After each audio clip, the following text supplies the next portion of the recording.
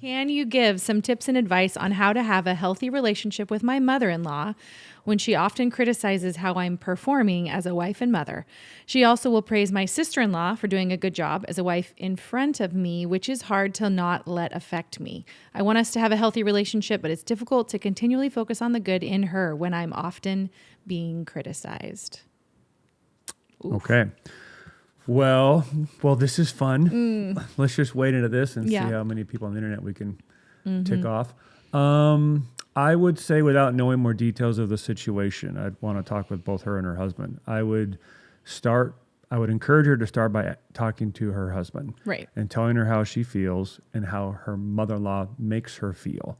And then ask her husband if she's being nitpicky or not. Or unrealistic. Because maybe her mother-in-law isn't criticizing her. She's just receiving it like that. Maybe her mom criticized her as a little girl, or her grandma did, or her teacher, or whatever. And she's now kind of projecting that onto her mother-in-law, and her mother-in-law isn't intending to, but that's how she's receiving it. So talking to her husband can help clarify, like, okay, I don't want to be nitpicky, and I want to love your mom, but when she says this is how I hear it. Right. And then the husband can help her discern if that's accurate or not.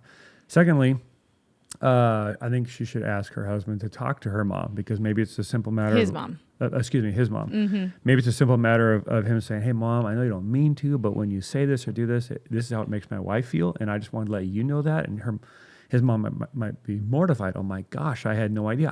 I thought I was helping. Right. And she can make the adjustment if she's a godly, mature woman, and you're off and running.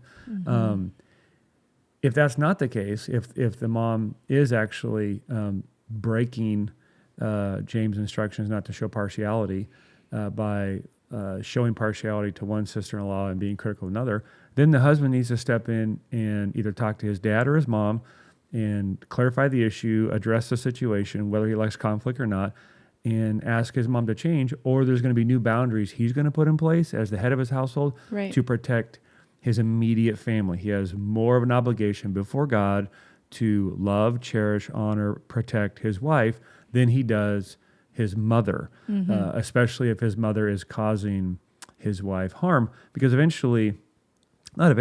his mother is causing his wife harm, it's causing him harm. Right. Because they're one and the same. Yeah. And so just like Paul says, like, you wouldn't do something to your own body that would hurt it.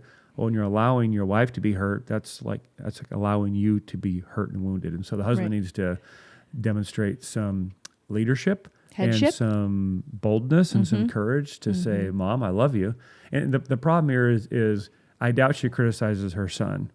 And so he thinks everything is fine, potentially. Right. And that's disingenuous to be like, hey, we're fine here. She's nice to me. Well, of course she's nice to you.